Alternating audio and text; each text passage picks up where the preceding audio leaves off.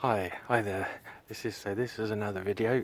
This is a video about changing the drive shaft gator joints on the driver's side. So just going over what I've done. So the first thing that you had to do was obviously to jack the car up into position, and then not necessarily in this order, but then you've got to remove the track rod end. That's with I think that was a 17mm ring spanner, and I needed a ball joint separator fork to get that out. So that's out of the way. Then the next thing was to undo the anti-roll bar link, which is, I think that was 17 as well, 17 or 19. And it has a little Allen nut inside. The bolt, which is the ball joint bolt, has a little Allen key to stop it from turning. The neck. So that was separated there. Then the next thing I did was I took off the mudguard just to give me more room to work in. And then it doesn't say this in the Haynes manual, but I found that if you use spring compressors to compress the strut, it just makes it like, I don't know, 1,000 times easier to do it, because then you've got more room. It gives you a bit more room to play with when you're getting the strut or the pinch bolt out, and the getting the lower arm ball joint out of the strut, the hub carrier bolt here. So what I done was I used 2 spring compressors, and I've put them in a compressor spring so that lifts up the strut. So if working from this side, the drive shaft was in here. Obviously, I undid the hub nut.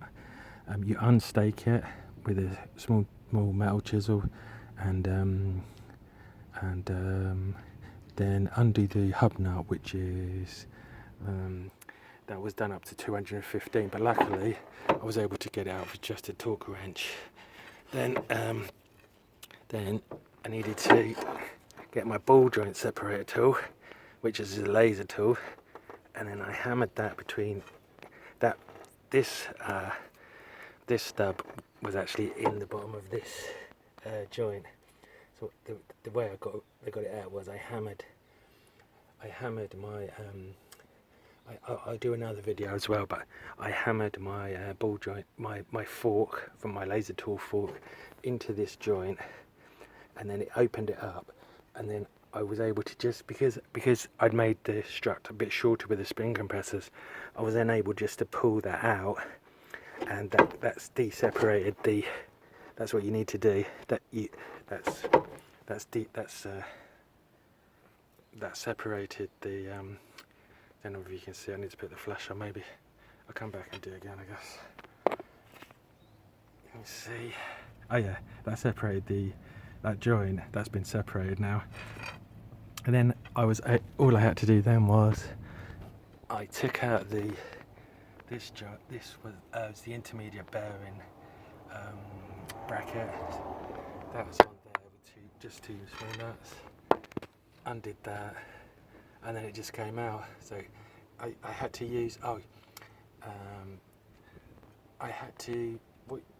when you hammer it out, the best thing to do is to put the nut back on and then hit it with like a copper mallet or a rubber mallet. If that fails, then get a little piece of wood and then hit it with a club hammer, but careful not to damage the thread on the end of the drive shaft, because you don't want to cock that thread up, otherwise you knackered the whole thing. Yeah, so that's how I got it off. The most important thing for me was the spring compressors, because without them I wouldn't have been able to do it. It was too. I just couldn't get it off until I put the spring compressors on. So my tip for doing this job is get yourself some spring compressors. It made it a lot easier. So I'll do another video. I'll go through the whole process again. I'll just put it back and then I'll show you in more detail. But just to go with the video that I've done, the other little video showing the end of the drive shaft. Thanks for watching. Stay tuned, and I'll be updating the whole series of videos on this job. Thanks.